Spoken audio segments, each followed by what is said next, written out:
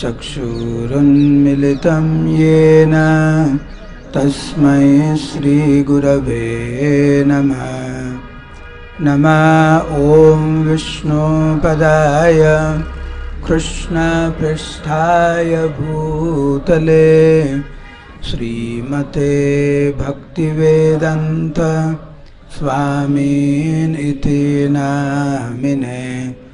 नमस्ते सारस्वती देवे गौरवाणी प्रचारिणे निर्विशेष शून्यवादी पाश्चात्यदेशतारिणे। श्रीचैतन्यमनोभीष्टं स्थापितं येन भूतले स्वयं रूपा कदा मह्यं ददाति स्वपदान्तिकं। वन्देऽहं श्रीगुरौ श्रीयुतापदकमलं श्रीगुरुन् वैष्णवांश्च श्रीरूपं सक्रजातं सहगना रघुनाथान्वितं तं सजीवं साद्वैतं सावधूतं परिजनसहितं कृष्ण चैतन्यदेवं श्रीराधा कृष्णपादान् सहगना ललिता श्रीवृषाखन्वितांश्च। हे कृष्ण करुणा सिन्धु दीनबन्धु जगत्पते गोपेश गोपिका कान्त राधा कान्त नमस्तुते। तप्त कांचन गौरांगी राधे वृंदावनेश्वरी वृषभानुसुते देवी प्रणमामि हरिप्रिये। नमो महावदन्याय कृष्ण प्रेम प्रदायते कृष्णाय कृष्ण चैतन्य नाम्ने गौरत्विषे नमः। वाञ्छाकल्पतरुभ्यश्च कृपा सिन्धुभ्यैव च पतितानां पावनेभ्यो वैष्णवेभ्यो नमो नमः। जय श्री कृष्ण चैतन्य प्रभु नित्यानंद श्री अद्वैत गदाधर श्रीवासदि गौर भक्त वृंद। हरे कृष्ण कृष्ण कृष्ण हरे हरे हरे राम राम राम हरे हरे। मूकं करोति वाचालं पङ्गुं लङ्घयते गिरिं यत्कृपातमहं वन्दे श्रीगुरुं दिनतारिणं परमानन्दमाधवं श्रीचैतन्य ईश्वरं। नमो ॐ विष्णुपदाय कृष्णपृष्ठाय भूतले श्रीमते जयपताका स्वामिनिति नामिने। नमः आचार्यपादाय निताय कृपाप्रदायिने गौरकथा धामदाय नगरग्रामतारिणे। हरे कृष्ण। उपस्थित समस्त गौर भक्तवृंदेर श्री चरण कमले आमार सश्रद्ध प्रणाम। आपनादेर कृपा भिक्षा चाइछे किछु बलार जन्य এই দিব্য স্থানে। শ্রী বৃন্দাবন ধাম কি।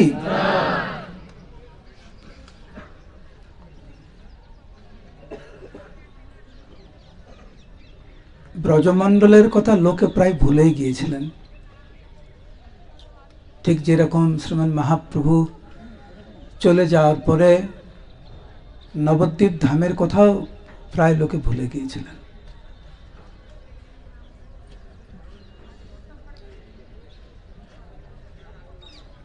ভগবান স্বয়ং দায়িত্ব নিলেন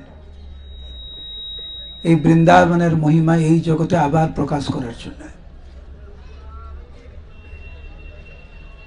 শ্রীমান মহাপ্রভু উনার নিত্য পার্শ্বদের মাধ্যমে শ্রী নবদ্বীপ ধাম পুনঃপ্রকাশ করেছিলেন, কিন্তু শ্রী বৃন্দাবন ধাম ভগবান স্বয়ং এবং ওনার নিত্য পরিকর রূপ সনাতন গোস্বামীর মাধ্যমে এই ব্রজধামকে আবার প্রকাশ করেছিলেন। আপনারা সবাই জানেন, শ্রীমন মহাপ্রভু যখন দীক্ষা নিলেন ঈশ্বর পরিপাদের কাছ থেকে গয়া ধামে, দীক্ষা নেওয়ার পরে শ্রীমন মহাপ্রভু ঠিক করলেন উনি আর নবদ্বীপে ফিরবেন না। কৃষ্ণ প্রেমে পাগল হলেন। উনি যে একজন গৃহস্থ ভক্ত উনি ভুলে গেছেন। মহাপ্রভু ঠিক করলেন উনি আর নবদ্বীপে ফিরবেন না। ভক্তদেরকে বললেন, চন্দ্রশেখর আচার্য এবং অন্যান্য ভক্তরা যারা ছিলেন ওনার সাথে বললেন, আমি চললাম। কোথায়? না, আমি বৃন্দাবনে চললাম। আমার জীবনে কেবলমাত্র আমি কৃষ্ণকে চাই, আর কিচ্ছু চাই না আমি, বলে হাঁটা শুরু করলেন। ভক্তরা পাগল হয়ে গেলেন। তুমি একবার নবদ্বীপ বাসীদের কথা কি করে না চিন্তা করে, বিষ্ণুপ্রিয়া দেবী, সচি মাতা, আমাদের কথা না চিন্তা করে তুমি কি করে ভাবছো তুমি বৃন্দাবনে চলে যাবে? ভক্তরা অনেক করে বুঝাতে লাগলেন। মহাপ্রভু নাছরবন্ধা মানে ভাবছে না, আমি আর নবদ্বীপে আমি ফিরব না। কিন্তু ভক্তরাও অনেক জেদি, মহাপ্রভুকে কোনো মতেই যেতে দেবে না। তখন মহাপ্রভু ঠিক করলেন এরা তো দিনের বেলা যেতে দিচ্ছে না, এরা যখন রাত্রেবেলা যখন ঘুমিয়ে যাবে তখন আমি চলে যাব বৃন্দাবনে। আর তাই হলো। যখন চন্দ্রশেখর আচার্য এবং ভক্তরা যখন ঘুমিয়ে গেলেন রাত্রেবেলা, শ্রীমান মহাপ্রভু গয়াধাম থেকে একাই বৃন্দাবনের পথে আসা শুরু করলেন। ভগবানকে কে থামাবে? ভগবান যখন চাইছেন উনি আর নবদ্বীপে ফিরবেন না, তো কে থামাতে পারে? উনি হাঁটা শুরু করলেন। পথে রাত্রিবেলা দৈববাণী হলো যে হে প্রভু, আপনি অখিল বিশ্ব ব্রহ্মাণ্ডের মালিক, আপনি স্বাধীন, আমি আপনাকে বলতে পারি না এটা করবেন না ওইটা করবেন না, কিন্তু প্রভু আপনার এখন বৃন্দাবনে যাওয়ার সময় হয়নি। নদিয়াতে তো এখনো আপনি প্রেম বিতরণ করেননি। যে উদ্দেশ্য নিয়ে আপনি এই জগতে আবির্ভূত হয়েছেন, অকাতরে নবদ্বীপে তো আপনি প্রেম বিতরণ করেননি। নদিয়াবাসী আপনার জন্য কাতরভাবে অপেক্ষা করছে। গয়াধাম থেকে গিয়েই তো আপনার আমূল পরিবর্তন আসবে আপনার জীবনে, নবদ্বীপ ধামে, তখনই তো আপনি প্রেম বিতরণ করবেন। আর আপনি ওটা না করে এখন বৃন্দাবনে চললেন। প্রভু, বৃন্দাবনে যাওয়ার সময় এখনো আসেনি, যখন বৃন্দাবনে যাওয়ার সময় আসবে আপনি ঠিক তখন আসবেন। প্রভু, আমি আপনাকে বলছি না আপনাকে এটাই করতে হবে, কিন্তু শুধু প্রভু আপনাকে শুধু মনে করিয়ে দিচ্ছি, শুধু, আর কিছু না প্রভু। তারপরে যদি মনে করেন যে না আমি এখনই বৃন্দাবনে চলে যাব, আমার কিছু বলার নেই প্রভু, কিন্তু দয়া করে এখন বৃন্দাবনে যাবেন না। এইভাবে দৈববাণী যখন হলো তখন মহাপ্রভু আশ্বস্ত হলেন, ঠিক আছে আমি এখন যাব না। তারপরে উনি তারপরে মহাপ্রভু পরবর্তীতে রূপ সনাতনকে পাঠালেন। পুরী ধামে কিছুদিন থাকার পরেই মহাপ্রভু ঠিক করলেন উনি বৃন্দাবনে যাবেন। গদাধর পণ্ডিত বলেন আমি তোমার সাথে যাব। মহাপ্রভু খুব ক্রোধান্বিত হলেন যে না তুমি যাবে না। গদাধর পণ্ডিত বলেন না আমি তোমার কথা শুনবো না, আমি তোমার সাথেই যাব। মহাপ্রভু ক্রোধান্বিত হলেন, তবু গদাধর পণ্ডিত ছাড়বে না। এই উপরে মহাপ্রভু অত্যন্ত ক্রোধান্বিত হয়ে খুব কড়া ভাষায় কথা বলেছে গদাধর পণ্ডিত, তুমি ফিরে যা। আর গদাধর পণ্ডিত মহাপ্রভুর সঙ্গে হাঁটতেই আছে। তারপরে একটা জায়গায় গিয়ে মহাপ্রভু এত ক্রোধান্বিত হয়েছে, গদাধর পণ্ডিত মনের দুঃখে ফিরে এসেছে পুরীধামে। মহাপ্রভু আসলেন গৌড়েতে, রামকেলিতে, বিভিন্ন জায়গায় গিয়ে উনি আর বৃন্দাবনে যেতে পারলেন না, ফিরে গেলেন পুরীধামে। তারপরে গদাধর পণ্ডিতকে বললেন, গদাধর তুমি আমার প্রতি রাগ করেছো, তোমার রাগের জন্য আমি বৃন্দাবনে যেতে পারলাম না। পুরো দোষটা গদাধর পণ্ডিতকে দিয়ে দিলেন। গদাধর পণ্ডিত আর কোনো প্রতিবাদ করলেন না। এরপরে মহাপ্রভু একটা সময়, এর অনেক লীলা, একটা সময় ঠিক করলেন উনি বৃন্দাবনে আসবেন।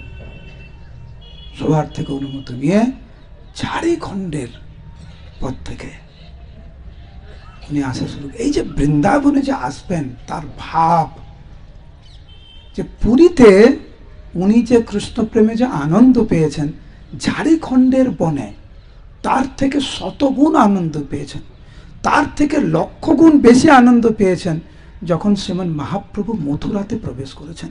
তার থেকে কোটি গুণ বেশি আনন্দ পেয়েছেন শ্রীমান মহাপ্রভু যখন এই বৃন্দাবন ধামে উনি এসেছেন। এইভাবে মহাপ্রভুর ভাবের তুলনা করা হয়েছে। পুরীধাম, তার থেকে শতগুণ ঝাড়খণ্ড, তার থেকে হাজার গুণ বেশি মথুরা ধামে, তার থেকে কোটি গুণ বেশি এই বৃন্দাবনে। মথুরা নিকট আইলা মথুরা দেখিতে, দেখিয়া দণ্ডবোধ হইয়া পড়ে প্রেমাবিষ্ট। শ্রীমান মহাপ্রভু যখন মথুরার কাছাকাছি আসলেন, দূর থেকে মথুরাকে দেখে শ্রীমান মহাপ্রভু দণ্ডবোধ প্রণাম নিবেদন করলেন, কৃষ্ণ প্রেমে পাগল হলেন যে এই হচ্ছে কৃষ্ণের আবির্ভাব স্থান। তো মহাপ্রভুর সাথে বল্লভদ্র ভট্টাচার্য ছিলেন, তিনি মহাপ্রভুর অলৌকিক লীলা উনি দর্শন করেছেন ঝাড়খণ্ডের বনে। কৃষ্ণ প্রেমে পাগল হয়ে কিভাবে বাঘ ও হরিণকে একসাথে উনি নৃত্য করিয়েছেন। বাঘ আর হরিণ কৃষ্ণ প্রেমে পাগল হয়ে আলিঙ্গন করতে করতে নৃত্য করছে। বলভদ্র ভট্টাচার্য এই সমস্ত লীলা উনি দর্শন করেছেন।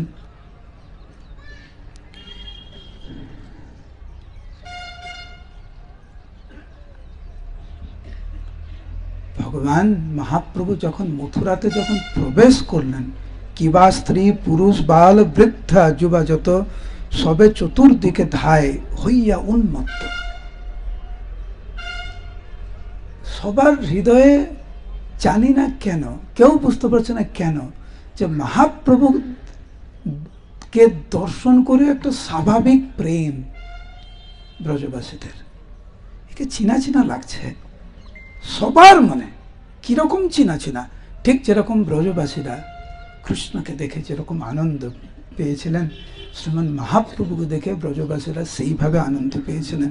কত লোক এসেছিল, লক্ষ লক্ষ লোক, সব কহে উভ রায় সন্ন্যাসীর শিরোমণি আইল মথুরায়।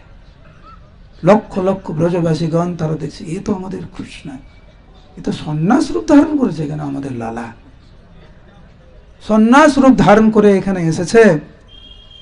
মহাপ্রভুকে দেখে তারা সবাই ক্রন্দন করতে লাগলেন। আর মহাপ্রভু ব্রজবাসীদেরকে দেখে দুই হাত তুলে বলছেন, হরি বল, হরি বল, হরি বল। আর সমস্ত ব্রজবাসীরা ভগবানের দিব্য নাম করতে লাগলেন। ভুবন মোহন গৌরচন্দ্র শোভা দেখি ফিরাইতে না রেখে হ অনিমেঘ আঁখি। মহাপ্রভুকে দেখে আর কেউ তাদের দৃষ্টি ফেরাতে পারছে না।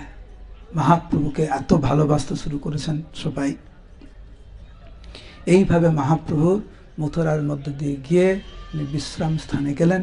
বিশ্রাম ঘাটে উনি বিশ্রাম করলেন, যমুনাতে স্নান করলেন। যমুনাতে স্নান করে মহাপ্রভু আসলেন ভগবানের জন্মস্থানে কেশবজিকে দর্শন করতে। আমরা যাব কেশবজিকে দর্শন করতে, এই একদিন আমরা যাব, যেদিনকার মথুরায় যাব কেশবজিকে দর্শন করতে। ভাসিল সকল লোক প্রেমের বন্যায়। মহাপ্রভুকে দর্শন করে সকলে প্রেমের বন্যায় ভাসতে লাগলো। কিন্তু মহাপ্রভুর মন কেশবজির দিকে। মহাপ্রভু কেশবজিকে দেখে পুরো পাগল হয়ে গেলেন। এই বৃন্দাবনের 4-5 জন যে সবচাইতে ব্রজবাসীদের প্রাণধন, 4-5 জন যে বিগ্রহ, তার মধ্যে অন্যতম হচ্ছে কেশবজি।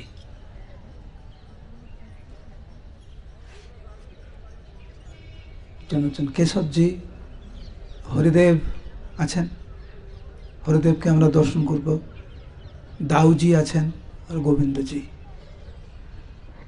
তো মহাপ্রভু যখন কেশবজিকে দর্শন করলেন, কেশবজিকে দর্শন করে মহাপ্রভু পাগল হয়ে ভগবানের সামনে নৃত্য করতে লাগলেন। ব্রজবাসীরা কোনোদিন এইভাবে কারুকে ভগবানের জন্য ক্রন্দন করতে দেখেনি, এইভাবে কেউ ভগবানের সামনে নৃত্য করতে দেখেনি। পাগল হয়ে নৃত্য করতে লাগলেন। আর লক্ষ লক্ষ লোক তারা মহাপ্রভুর নৃত্য দর্শন করতে লাগলেন। কিরকম দৃশ্য! এরকম কেউ কান্না করতে পারে? এইভাবে কারুর পক্ষে সম্ভব নৃত্য করা? এইভাবে কারুর পক্ষে সম্ভব ভগবানকে এত আপন করে নেওয়া? মহাপ্রভু এরকম কৃষ্ণ প্রেমে পাগল হয়ে যখন নৃত্য করছেন, তখন একজন ব্রাহ্মণ, মহাপ্রভু তাকে চিনত না, একজন এসে সে মহাপ্রভুকে স্পর্শ করলেন নৃত্য সময়। অন্যান্য ব্রজবাসীরা শুধু দূর থেকে দেখছে কিভাবে মহাপ্রভু কৃষ্ণ প্রেমে পাগল হয়ে নৃত্য করছে, কিন্তু এই ব্রাহ্মণ মহাপ্রভুকে স্পর্শ করেছেন, মহাপ্রভুর চরণ স্পর্শ করেছেন, মহাপ্রভুর চরণ স্পর্শ করে মহাপ্রভুর মতো কৃষ্ণ প্রেমে পাগল হয়ে নৃত্য করতে লাগলেন। অন্যরা সবাই স্তম্ভিত হয়ে দেখছে। দুহে প্রেমে নৃত্য করি করে কোলাকুলি, হরে কৃষ্ণ কহে দোহে দুই বাহু তুলি। হরে কৃষ্ণ মহামন্ত্র হরিধ্বনি করে দুইজনে নৃত্য করছে।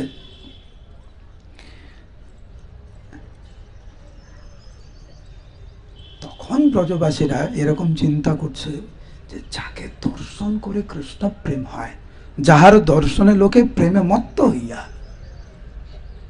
হাসে কাঁদে নাচে গায় কৃষ্ণ নাম লইয়া, সর্বদা নিশ্চিত হোক কৃষ্ণ অবতার, মথুরা আইল লোকের করিতে নিস্তার। এ ভগবান ছাড়া আর কেউ হতে পারে না। যাকে দর্শন করে কৃষ্ণ প্রেমে পাগল হয়, যাকে দর্শন করে মানুষ কৃষ্ণ কৃষ্ণ বলে ক্রন্দন করতে পারে, নৃত্য করতে পারে, এ সাক্ষাৎ ব্রজেন্দ্র কৃষ্ণই হবে। সন্ন্যাসী রূপ ধারণ করে আমাদের সামনে এসেছে। এইটা হচ্ছে ব্রজবাসীদের মনোভাব। এইভাবে ওই ব্রাহ্মণ আর মহাপ্রভু অনেকক্ষণ ধরে নৃত্য করেছে কেশবজির সামনে। নৃত্য থামার পরে সবাই তো মহাপ্রভুকে থেকে পাগল হয়ে গেছে, সবার মন মহাপ্রভুর দিকে, কিন্তু মহাপ্রভুর মন ওই ব্রাহ্মণের দিকে। মহাপ্রভু ভাবছে এ কে, এর কিভাবে এত প্রেম হলো, আমার সাথে নৃত্য করছে, এ তো সাধারণ কেউ ব্রাহ্মণ নয়, নিশ্চিত রূপে অসাধারণ। তো মহাপ্রভু ওই ব্রাহ্মণকে এক কোনায় ডেকেছে, এক কোনায় ডেকে ব্রাহ্মণকে জিজ্ঞাসা করছে যে হে প্রভু, আপনার মধ্যে যে কৃষ্ণ প্রেম আমি দর্শন করলাম, এটা কে কাকে বলছে? মহাপ্রভু সেই ব্রাহ্মণকে বলছে যে আপনার মধ্যে যে আমি কৃষ্ণ প্রেম দর্শন করলাম, প্রভু আপনি এই কৃষ্ণ প্রেম আপনি কোথায় পেয়েছেন? এটা তো বিরল। আপনার পরিচয় কি? আপনি দয়া করে আমাকে বলুন, আমার খুব জানতে ইচ্ছা, আপনার সঙ্গে থাকতে ইচ্ছা করে, আমার আপনার সান্নিধ্যে থাকতে ইচ্ছা করে আমার, বলুন আপনার পরিচয় কি? তো ওই ব্রাহ্মণ অত্যন্ত বিনম্র চিত্তে মহাপ্রভুকে বলছেন যে প্রভু, যে বেশ কয়েক বছর পূর্বে আমার সৌভাগ্য হয়েছিল যে শ্রীপাদ মাধবেন্দ্র পুরীপাদ এখানে এসেছিলেন, এবং শ্রীপাদ মাধবেন্দ্র পুরীপাদ আমার গৃহে এসেছিলেন, এবং জানি না ওনার কি অহৈতুকী কৃপা, উনি আমাকে বলেছিলেন যে তোমার হাতে রান্না করা প্রসাদ আমি পাবো। তো মাধবেন্দ্র পুরীপাদকে আমি রান্না করে প্রসাদ পাইয়েছিলাম। শুধু তাই নয়, আমার সেবায় সন্তুষ্ট হয়ে শ্রীপাদ মাধবেন্দ্র পুরীপাদ আমাকে দীক্ষা দিয়েছিলেন। তো আমি হচ্ছে মাধবেন্দ্র পুরীপাদের শিষ্য। যখনই মহাপ্রভু শুনেছে যে এই ব্রাহ্মণ শ্রীপাদ মাধবেন্দ্র পুরীপাদের শিষ্য, মানে শ্রীমান মহাপ্রভুর গুরুবর্গ, তো মানে এই ব্রাহ্মণ এবং মহাপ্রভুর গুরু ঈশ্বর পুরীপাদ গুরু ভাই, তৎক্ষণাৎ মহাপ্রভু ওই ব্রাহ্মণের পায়ে পড়ে গেছে, একদম চরণ ধরে আপনি আমার গুরু। এই জন্য বুঝি এতক্ষণ পরে আমি বুঝতে পারলাম যে আপনার মধ্যে প্রেম কি করে আসলো। আপনি শ্রীপাদ মাধবেন্দ্র পুরীপাদের শিষ্য। হে প্রভু, আপনি আমাকে কৃপা করুন, আপনি আমাকে এই জগৎ থেকে উদ্ধার করুন, আপনি আমাকে প্রেম প্রদান করুন, আপনি আমার গুরুবর্গ বলে মহাপ্রভু ওনার চরণে পড়ে গেছে। এখন ব্রাহ্মণ ভাবছে ইনি সন্ন্যাসী, আমি গৃহস্থ। প্রভু কহে তুমি গুরু আমি শিষ্য প্রায়। তো মহাপ্রভুকে ওই ব্রাহ্মণ বলছেন আপনি আমার গুরু, আর ব্রাহ্মণ বলছে আপনি সন্ন্যাসী হয়ে কি করেন? এটা তো ঠিক না। আমি একদম সাধারণ গৃহস্থ মানুষ, আপনি সন্ন্যাসী হয়ে আমাকে, মহাপ্রভু চারে সন্ন্যাসী গুরু বাধ্য, সন্ন্যাসী গৃহস্থ বাধ্য। তুমি আমার গুরু, তুমি মাধবেন্দ্র পুরীপাদের তুমি শিষ্য। গুরু হইয়া শিষ্যে নমস্কার না জুয়ায়, কারণ ওই ব্রাহ্মণ যখন মহাপ্রভু প্রণাম করেছে, ব্রাহ্মণ তখন প্রণাম করেছে, তখন মহাপ্রভু বলছে এটা তোমার ঠিক না, তুমি গুরু হয়ে শিষ্যকে প্রণাম করছো। আর মহাপ্রভুর এই কথা শুনে ব্রাহ্মণ লজ্জায় পড়ে গেছে যে এ তুমি কি বলো, ওটা তো ঠিক না তুমি যা বলছো। এরপরে মহাপ্রভু বলতে লাগলেন যে আমার একটা ইচ্ছা আছে আপনার কাছে। তো বলভদ্র ভট্টাচার্য ছিল, তো প্রথমে ব্রাহ্মণ মহাপ্রভুকে বলছেন যে প্রভু, মাধবেন্দ্র পুরীপাদ একটু সেবা গ্রহণ করেছিলেন আমার বাড়িতে, আপনি যদি একটু প্রসাদ পান আমার বাড়ি। প্রভু আমি রান্না করবো না, আমি তো নিচু, আমি রান্না করবো না প্রভু, আপনার রান্না করার জন্য যা যা প্রয়োজন আমি সব কিছু আপনার সেবক বলভদ্রকে আমি ব্যবস্থা করে দিচ্ছি, উনি আপনার জন্য রন্ধন করে আপনাকে প্রসাদ পাওয়াবে। ব্রাহ্মণের অনেক শ্রেণী আছে, তো এই ব্রাহ্মণ ভাবছে আমার যে যে শ্রেণী এটা নিম্ন শ্রেণী, সেই জন্য আমি আপনাকে রান্না করে আমি উপযুক্ত প্রসাদ পাওয়াতে পারবো না। তো মহাপ্রভু বলছেন আপনার যেরকম একটা ইচ্ছা আছে আমাকে প্রসাদ পাওয়ানো, আমারও একটা ইচ্ছা আছে। তো ব্রাহ্মণ বলছেন প্রভু আপনার কি ইচ্ছা? তো মহাপ্রভু বলছেন আমার ইচ্ছা আপনি নিজে হাতে রান্না করে ভোগ লাগিয়ে আমাকে পাওয়াবেন। তো তখন ব্রাহ্মণ বলছে লোকে কি বলবে, এ তো ঠিক না প্রভু, আমার জাতপাত নেই, আমি তো নিচু জাতি, কিন্তু আমার হাতের প্রসাদ পেয়ে লোকরা যদি বলে যে এই কিরকম সন্ন্যাসী, এই নিম্ন স্তরের ব্রাহ্মণের হাতে রান্না খেয়েছে, তারা আপনাকে নিন্দা করবে, সেই নিন্দা প্রভু আমি সহ্য করতে পারবো না, তার থেকে আমার মরে যাওয়া ভালো। প্রভু আমি রান্না করতে পারবো না, আমি সমস্ত ব্যবস্থা করে দিয়েছি। তো মহাপ্রভু বলছে তুমি তোমার মতো বলে যাচ্ছ, তুমি আমার ভাবটা দেখছো না। আমার বাংলাদেশে একজন ভক্ত আমাকে একটা লীলা বলছিলেন যে আমার পরমারাধ্য গুরুদেব শ্রী স্বামী জয়প্রতাপ স্বামী গুরু মহারাজ অনেক বছর আগে, প্রায় 20-25 বছর আগে উনি প্রচার করে গাড়িতে উঠে গেছে বাংলাদেশে। তো গাড়িতে উঠে গেছে, কিন্তু গুরু মহারাজের প্রসাদ পাওয়ার সময় হয়নি, আর গুরু মহারাজকে কেউ বলেইনি প্রসাদ পাওয়াতে। তো কোনোভাবে এরকম প্রসাদ, যারা প্রচারক তারা জানেন, এরকম যতই ব্যবস্থা করেন দিনের শেষে কখনো কখনো আমাদের কিন্তু প্রসাদ জুটে না, এটা বাস্তব। তো গুরু মহারাজ উঠে গেছে গাড়িতে গিয়ে বলছে আরে আমার তো খুব খিদা লেগেছে, তো প্রসাদ আছে তোমাদের কারুর কাছে? কারুর কাছে প্রসাদ নেই। তো একজন ভক্ত বলছে যে গুরু মহারাজ, তো আমি তো প্রসাদ পাইনি, তো আমার প্রসাদটা আমার থালাতে আছে গাড়িতে। ও আবার গুরু মহারাজের গাড়িতে। তো কি প্রসাদ আছে? বলছে মোটা ভাত, মোটা ভাত আর একটা সবজি। তো গুরু মহারাজ বলছে ওখান থেকে আমাকে অল্প একটু দাও। তখন ওই ভক্ত বলছে গুরু মহারাজ আপনি কি বলেন, তো আমার খাওয়ার থালা আর ওই থালাতেই প্রসাদ, এটা তো আমার অপরাধ হয়ে যাবে। গুরু আরে রাখো তোমার অপরাধ, আমার এদিকে খিদা লেগেছে আর তুমি তোমার অপরাধ নিয়ে আছো, দাও প্রসাদ দাও, ওই থালাতে থেকে প্রসাদ দাও। ওই ভক্ত বলছে গুরু মহারাজ মোটামুটি জোর করে ওই থালা থেকেই ওই গুরু মহারাজ ওই একটা মোটা ভাত, কার কিছু ছিল না, তো মোটা ভাত একটা শুকনো সবজি ছিল, ওটাই গুরু মহারাজ পেয়েছেন। ভক্তরা লজ্জা পেয়েছে যে আমার থালাতে গুরু মহারাজ প্রসাদ পেয়েছে। গুরু মহারাজ বলছে তোমার রাখো তোমার এইসব ব্যাপার, আমার এখন খিদে পেয়েছে, আমাকে এখন প্রসাদ দাও, কারণ পরের প্রোগ্রাম আছে তো আমার। তো এইখানে মহাপ্রভু বলে আরে তোমার রাখো, কে কি বলছে না বলছে, আমি তোমার হাতে প্রসাদ পেতে চাই। এ কি বলছে আমি আপনাকে রান্না করে দেবো, লোকরা কি বলবে, আপনাকে নিন্দা করবে, আরে তুমি রাখো, আমি তোমার হাতে প্রসাদ। আরে শোনো, মহাপ্রভু বলছে আসল শিক্ষা কার, কাকে মানবো আমি, লোক কি বলছে না গুরুদেব কি বলছে? আরে আমার পরম গুরু তোমার হাতে প্রসাদ পেয়েছে, তোমার হাতে প্রসাদ পাওয়া আমার সৌভাগ্য, সেই জন্য পুরী গোসাই তোমার ঠাই করিয়াছে ভিক্ষা, মোরে তুমি ভিক্ষা দেহ, এই মোর শিক্ষা। এই মোর শিক্ষা মানে এইটাই হচ্ছে গুরুদেবের শিক্ষা, এইভাবে আমি শিক্ষিত হয়েছি। মহাপ্রভু বলছেন তুমি কি শিক্ষা পেয়েছো আমি জানি না, কিন্তু মোর এই শিক্ষা, আমার এই শিক্ষা কি, আমার পরম গুরু তোমার হাত থেকে প্রসাদ পেয়েছে, তো তোমার হাত থেকে যদি আমি প্রসাদ পাই এটা আমার সৌভাগ্য।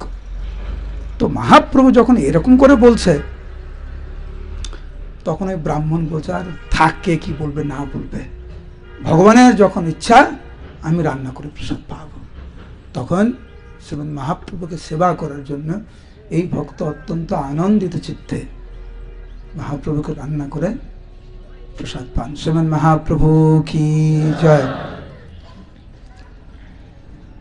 ধর্মস্থাপন হেতু সাধু ব্যবহার, পুরী গোসাইয়ের আচরণ এই ধর্মসার।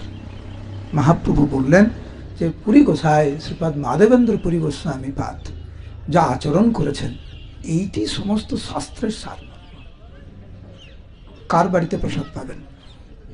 যে ভক্ত, সে ব্রাহ্মণ, ক্ষত্রিয়, বৈশ্য, শূদ্র হতে পারে। এইটি হচ্ছে শ্রীমৎ মহাপ্রভুর শিক্ষা। তো এইভাবে শ্রীমৎ মহাপ্রভু ওখানে প্রসাদ পেলেন। আর লক্ষ লক্ষ লোক আইসে নাহিক গণন, বাহির হইয়া প্রভু দিল দর্শন। এদিকে ব্রাহ্মণের গৃহে যখন প্রসাদ পাচ্ছেন, বাইরে লক্ষ লক্ষ লোক। ব্রাহ্মণ তখন ভয় পেয়ে গেছে। এবারে সবাই লোকরা জেনে যাবে যে আমি ব্রাহ্মণের বাড়ি, এই মহাপ্রভু আমার বাড়িতে প্রসাদ পেয়েছে। লক্ষ লক্ষ লোক কী বলবে? মহাপ্রভু ওইদিকে কোনো মন নাই। মহাপ্রভু গিয়েছে বাইরে, আর বাইরে গিয়ে বাহু তুলে বলে প্রভু বলো হরি হরি, আর প্রেমমত্ত নাচে লোক হরিধ্বনি করে। এই মহাপ্রভু শ্রীমুখে হরিনাম শ্রবণ করে কৃষ্ণ প্রেমে পাগল হলেন এই সমস্ত লক্ষ লক্ষ ব্রজবাসীগণ। এইভাবে শ্রীমৎ মহাপ্রভু মথুরাতে কিছুদিন থেকে তারপরে সারা ব্রজমণ্ডল শ্রীমৎ মহাপ্রভু পরিক্রমা করেছেন। দ্বাদশ বন, রাধাকুণ্ড, শ্যামকুণ্ড উনি পুনরুদ্ধার করলেন। গিরি গোবর্ধন পরিক্রমা করেছেন, এই পঞ্চক্রোশ পরিক্রমা করেছেন। প্রায় 2 মাস যাবৎ শ্রীমৎ মহাপ্রভু এই বৃন্দাবনে থেকে বৃন্দাবনের মহিমা পুনরুদ্ধার করলেন এবং রূপ সনাতন গোস্বামীর মাধ্যমে, অন্যান্য আচার্যগণের মাধ্যম দিয়ে উনি এই বৃন্দাবনের মহিমা আবার প্রকাশ করলেন। তো এখন আমরা কিছুক্ষণ কীর্তন করব, তারপরে আবার আমরা পরিক্রমা। কষ্ট হয়েছে অনেক? আমরা কি একটু তাড়াতাড়ি হাঁটছিলাম? হ্যাঁ, আমরা একটু, যারা একটু কষ্ট হচ্ছে আমি জানি, আপনারা আসুন, আস্তে আস্তে আসুন, কোনো অসুবিধা নেই। এখন কেউ উঠবে না, এখন আমরা কিছুক্ষণ কীর্তন করব। তারপরে বিনয় ইজ হিয়ার। বিনয়, মৃদাঙ্গ। করতাল কে বাজাবে? করতাল কে ভালো বাজায়? কয়টা করতাল আছে? বের কর। ঝম্পা আছে, করতাল আছে, বের করে।